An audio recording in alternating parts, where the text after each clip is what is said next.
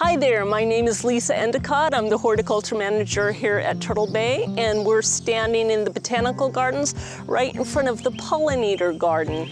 And we're talking about Manzanita Howard McMinn.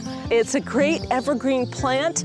It really grows really nice and compactly, and it doesn't need much pruning at all unless it's growing out into a pathway. It's just one of those perfect plants, I think. And again, evergreen, beautiful red bark. Just a gorgeous creature. This Manzanita blooms in the early spring. You can see it has little bell flowers, and the little bell flowers each have a little drop of nectar in the bottom of each bloom. The nectar is something the pollinators are really, really happy to find.